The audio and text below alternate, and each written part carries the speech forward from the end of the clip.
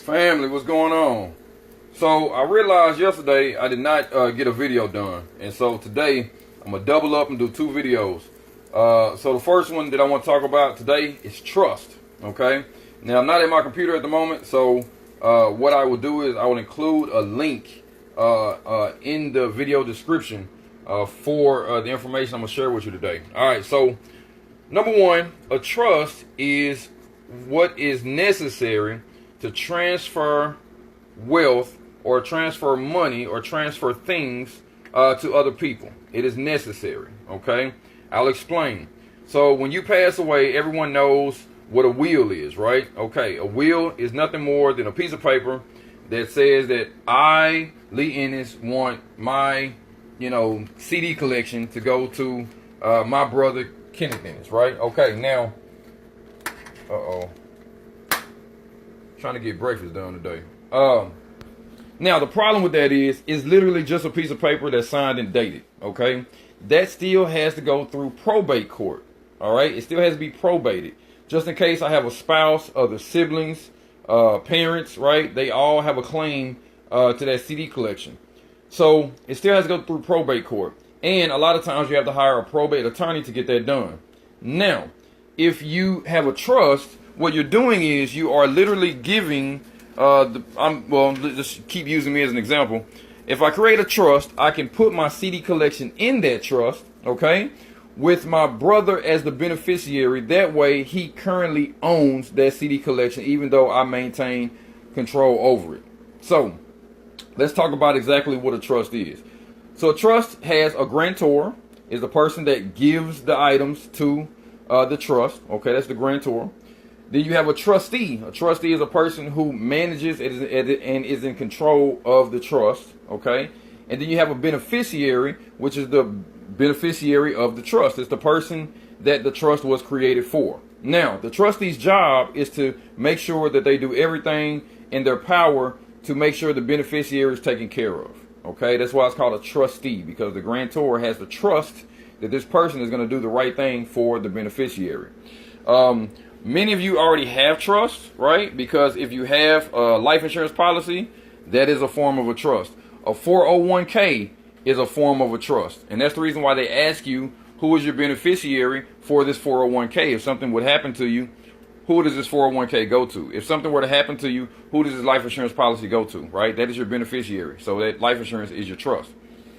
Now, let's talk about a couple different forms of trust, and then we'll talk about the benefits of them, okay? All right, so number one, you have what's called a revocable trust. A revocable trust means that you are both the grantor and the trustee, okay? And someone else is the beneficiary.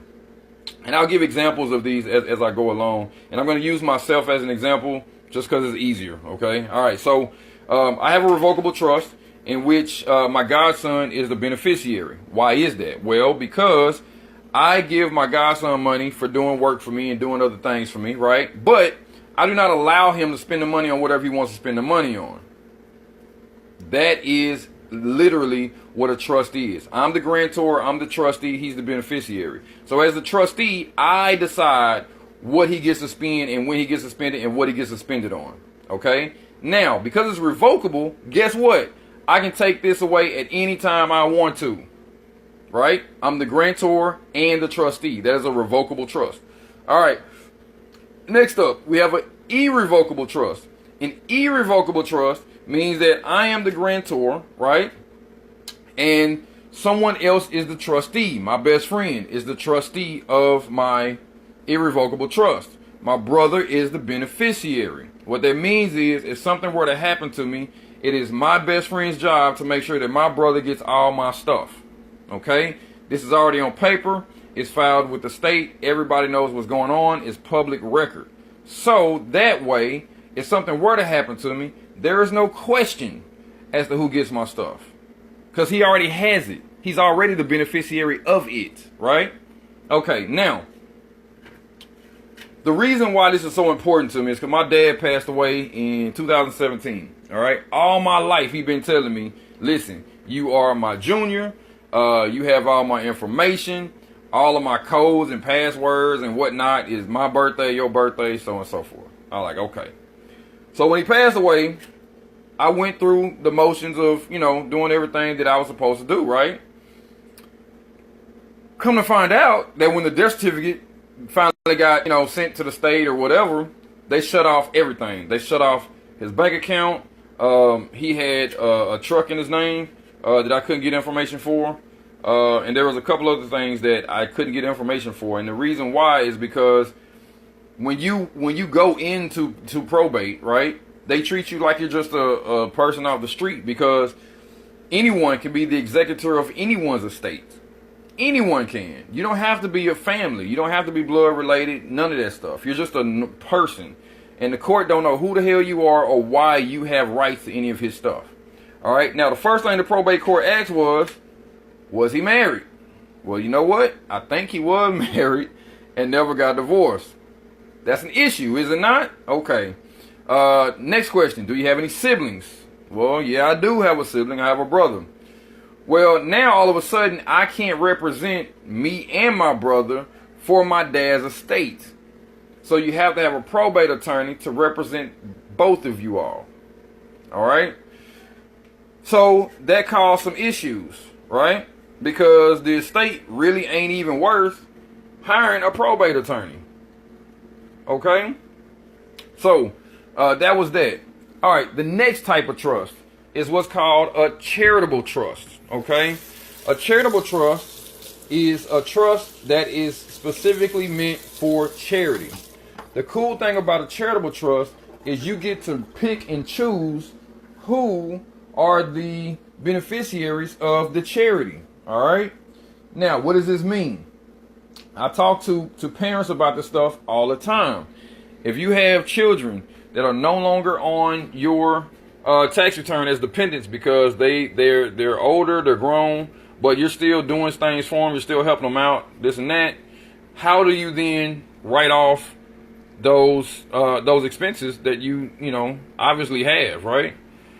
Because if they're not tax deductible, then you have to just assume that they are a gift. And if they're a gift, then they're not tax deductible. You have to pay taxes on those gifts that you're giving, such as I bought them food, such as I pay for their car, right? All these things I see constantly. So what I advise my clients to do is create what's called a Tandem Charitable Trust. All right. Now, what is a Tandem Charitable Trust? A Tandem Charitable Trust is when you have a charitable trust, someone else has a charitable trust, and those two trusts work together to achieve your goals. All right. And let me break that down. So person A, okay, has children that they're spending money on, right? They can't write off those expenses. Can't do it. It's like a gift basically at this point, right? Okay. With a charity, none of your family members can benefit from the charity. That's just the law, right? Family members cannot benefit from the charity. So what you do is you find person B. Person B also has a charitable trust. Person B also is spending money on family members and related persons and people that cannot benefit from their charitable trust. So what happens is person A's charitable trust benefits person B's family. Person B's charitable trust benefits person A's charity. And there must be a trustee for both of these charitable trusts to work. The trustee can be the same trustee for person A and person B. And the trustee's job is to make sure that these two charitable trusts, right, are working properly. What that means is if person A puts $100 in charitable trust A, we have to also make sure that only $100 goes to charitable trust B's people. And charitable trust B must put $100 in for charity A's people. It's just the accounting. You got to make sure the accounting is right. So if charity, let's do this again just so you understand what I mean by accounting.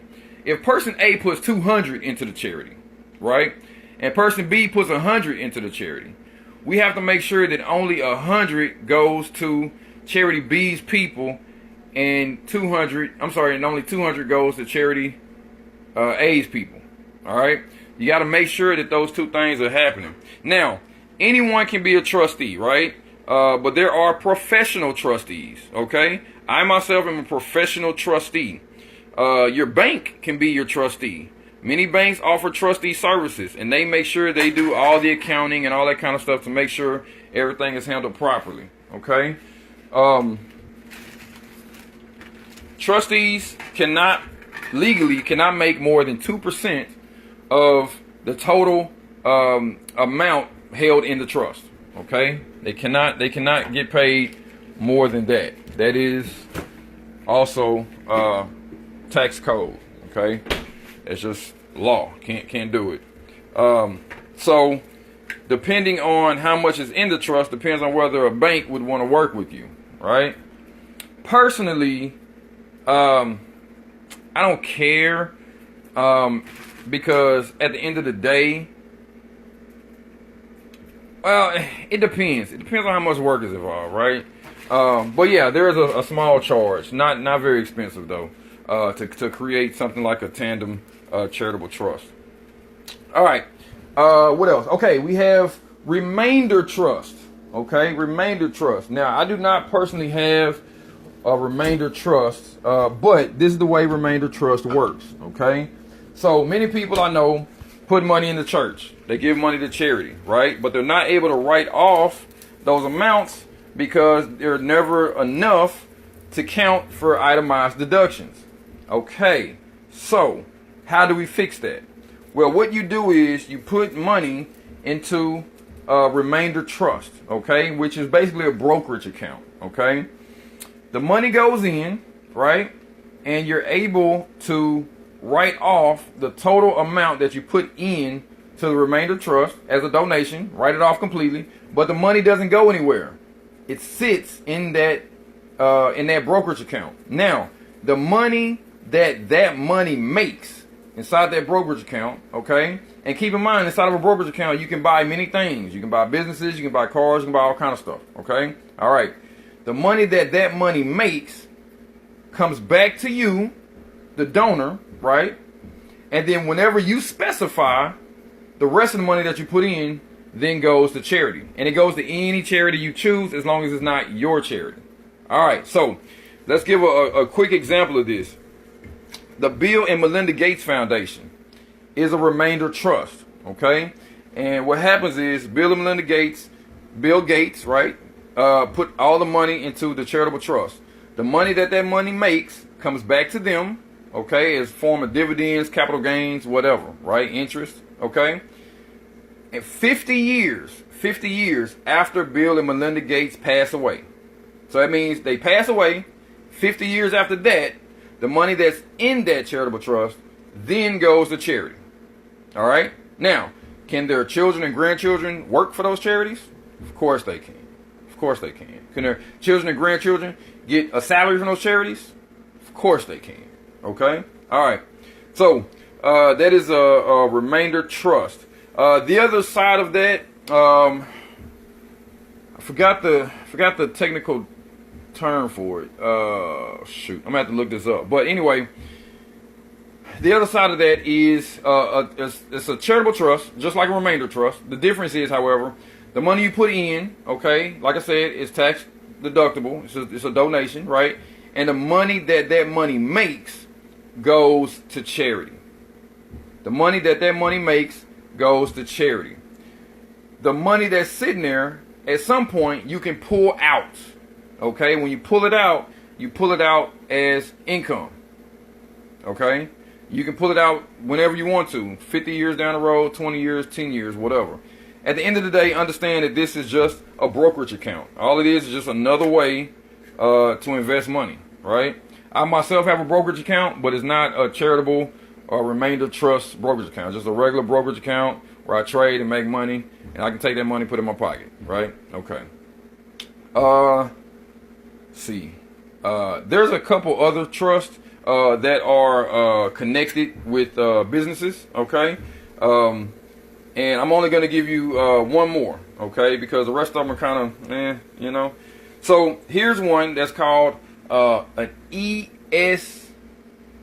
ESBT. Shit, I'm going to have to look this up. But it is, though. Hold on. Let Let me look this up because I want to make sure I get this one right. It's ESBT. Hold on. Got my Google working. ESBT election. All right. Come on, Google. Come on, Google. All right. ESBT stands for. I mean, I'm definitely right about that, but I'm trying to see what it stands for.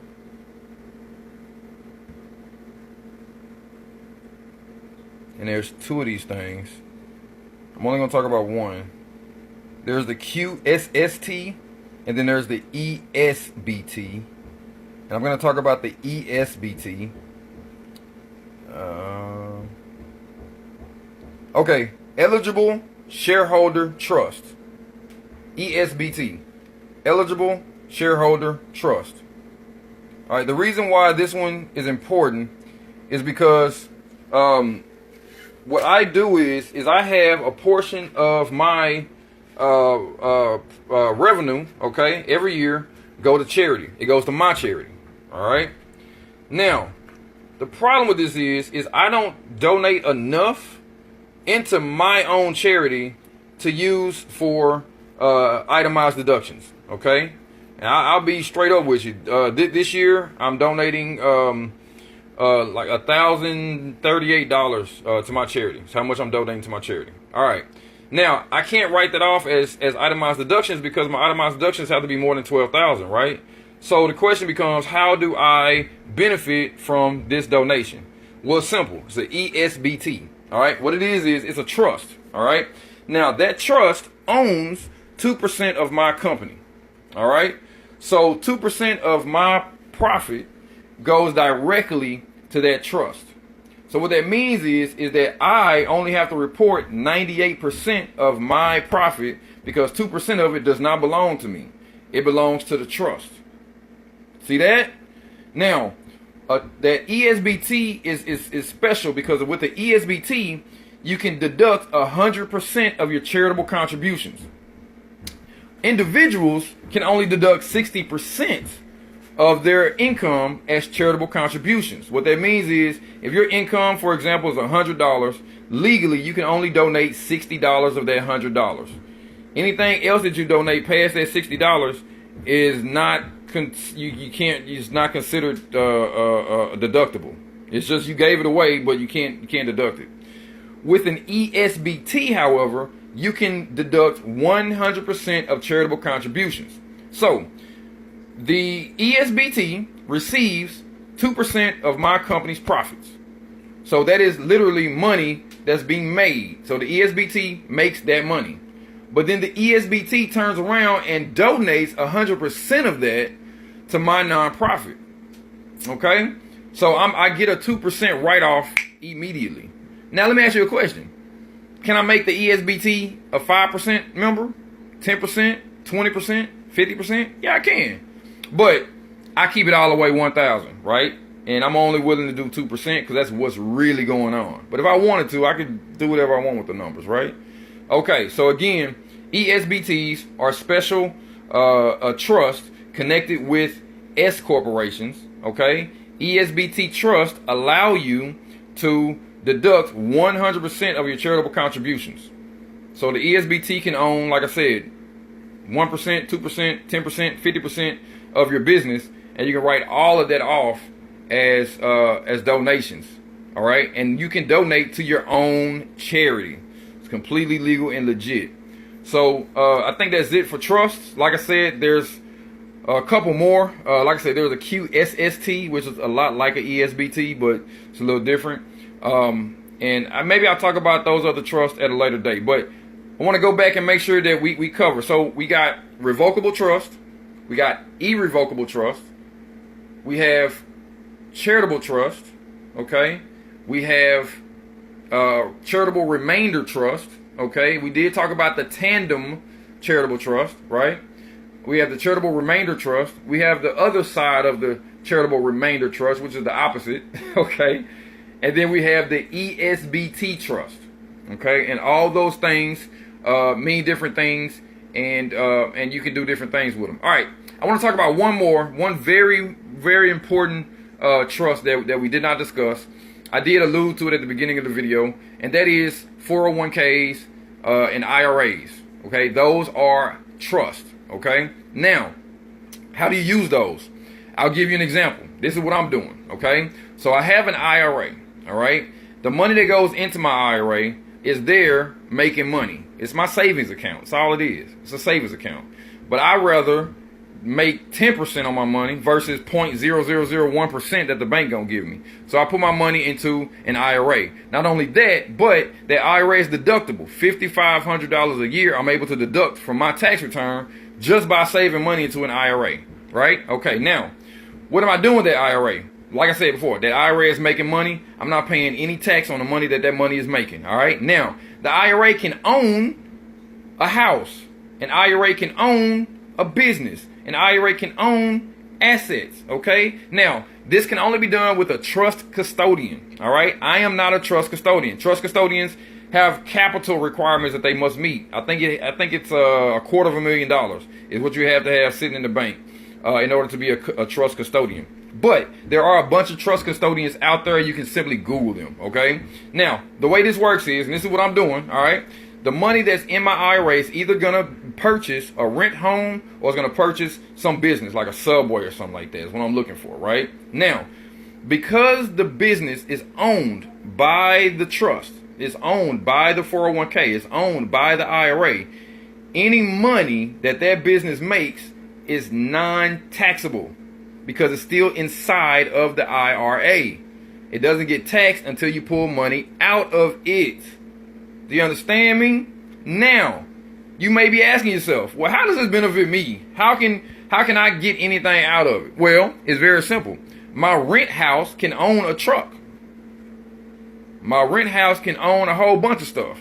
My rent house has expenses, right? All those expenses come out of the IRA, but they're not taxed because they are expenses of the business. I cannot pay myself a W-2. I cannot take a distribution. I can't do any of that stuff.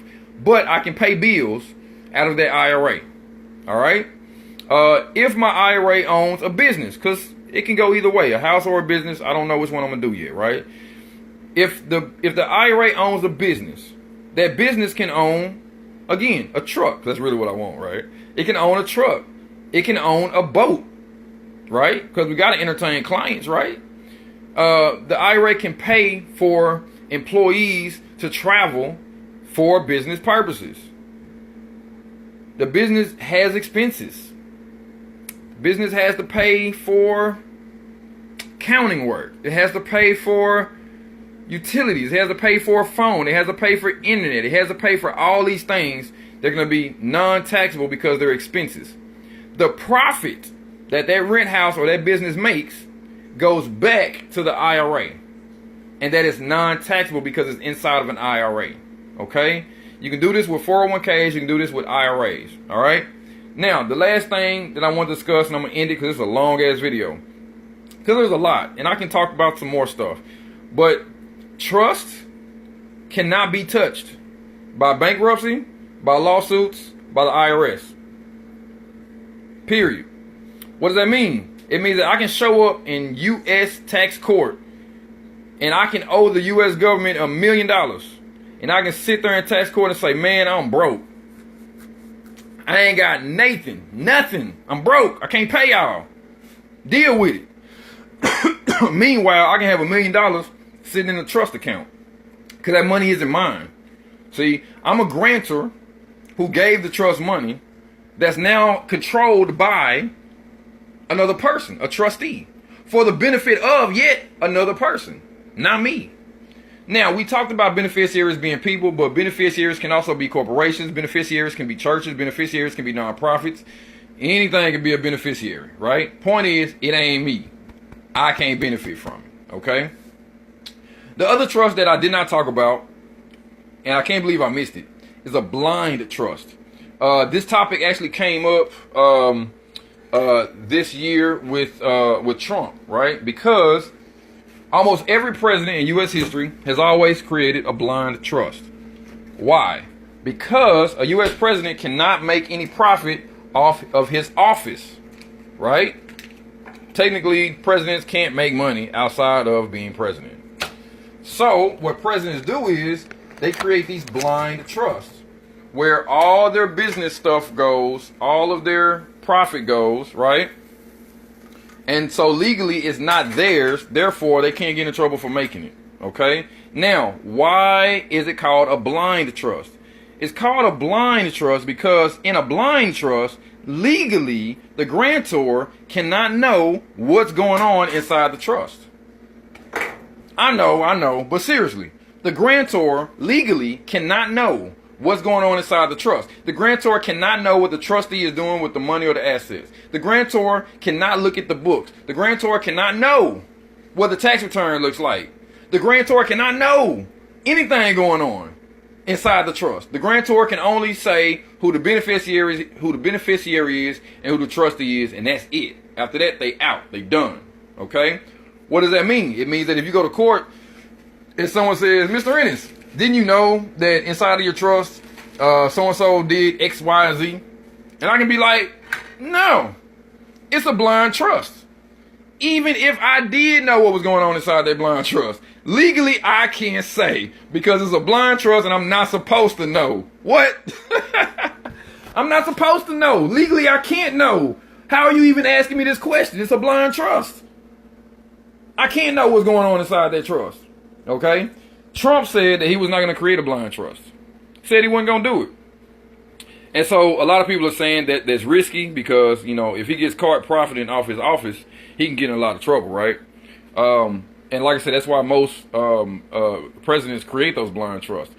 He said he didn't want to create a blind trust because he didn't want to lose control of his businesses. Because remember, inside of a trust, the trustee, the person that you trust, is literally in charge of your shit. A trustee can do whatever they want to do. Now, you can sue the trustee if the trustee is not doing their job for the beneficiary, right? And the trust document details exactly what it is that that trustee is supposed to do. All right, one more thing, and I'm done, because I can go on forever about trust. This was a tough one. There's a young man that I know that was getting married. This happened years ago, okay? So, he was getting married. Wife did not want to sign a prenup. Wife didn't want to sign a prenup. But, you know, he knew he was going to marry this woman. And so he called me up. He's like, bro, this is the situation. So I said, man, no problem. Here's what we're going to do. We're going to create a trust before you guys sign the document so that whatever you put inside that trust is no longer yours. So if something happens down the road, it ain't yours for her to get. Very simple thing. Understand what I'm saying to you. That trust can include a car. It can include a house. You can put anything you want inside of a trust. And all of a sudden, like magic, that thing no longer belongs to you. The trustee is in charge of it. Now, who can that trustee be? Your mama, your daddy, your uncle, your cousin, your brother, your friend. Right? And if it's not a blind trust, then you can peek, dib, dab. You can know what's going on inside that trust. You can have conversations about it. You can have meetings about it. You can know exactly day to day, minute to minute, hour to hour what's going on inside that trust. You still have access to the assets. You still have access to the cash. You still have access to the house. Right? Nothing changes. It's just paper. But legally, it does not belong to you. Therefore, if you get sued, such as for spousal support and all this kind of stuff, they cannot touch it. Why? Because it don't belong to you in the first place. And because you contributed to the trust before you got married, then it doesn't fall under community property rules. All right. That's going to be it for now. Holla.